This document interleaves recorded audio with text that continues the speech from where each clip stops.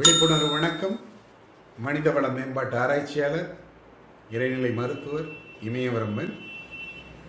இன்றைக்கு நிறைய பேருக்கு பார்த்தீங்கன்னா ஞாபக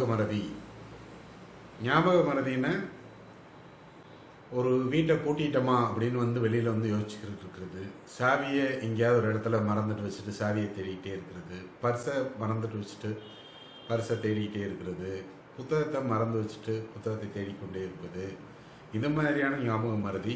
அதே மாதிரி படிக்கிற மாணவர்களை பொறுத்தவரை படித்த பாடங்கள் நினைவுக்கு வராமல் இருப்பது. இந்த நினைவுக்கு வராமல் இருக்கும் பொழுது அவர்கள் டென்ஷன் ஆகி அந்த தேர்வில் வெற்றி அடைய முடியாமல் போய்விடுவது. இது அனைத்துமே இந்த ஞாபக மறதியில் வரக்கூடிய விஷயம்.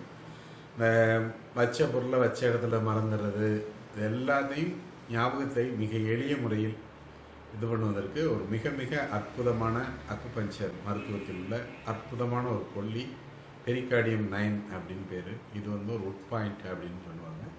இது எங்கே இருக்குன்னா உங்களுடைய ஆள்காட் இந்த நடுவிரல் இருக்கு இல்லையா, நடுவிரலோட ஓரத்தில், இந்த நகைக்கண்ணுக்கு கீழே ஓரத்தில் மோதிர விரல் பக்கம் இருக்கும்.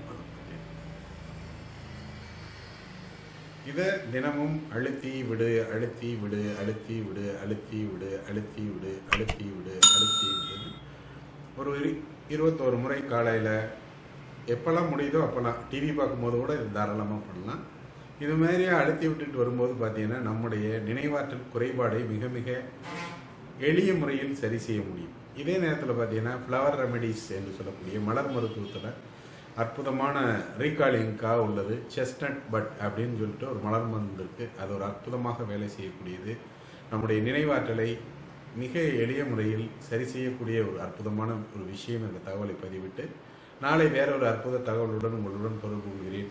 என்னுடைய பர்சனல் சேனலை பார்க்க விரும்புவர்கள் இமயவரம்பன்கிறத போய் பாருங்கள். என்னுடைய பயிற்சி வகுப்புகள் குறித்த விவரங்கள் தெரிந்து கொள்ள விரும்புவர்கள் kingofgem.com அப்படிங்கிறத போய் பார்த்தீங்கன்னா என்னுடைய பயிற்சி வகுப்பு ஒவ்வொரு வாரம் ஞாயிற்றுக்கிழமையிலும் நடைபெற்றுக் கொண்டிருக்கிறது என்ற தகவலை பதிவிட்டு வாழ்க வையகம், வாழ்க வளமுடன். நன்றி, வணக்கம்.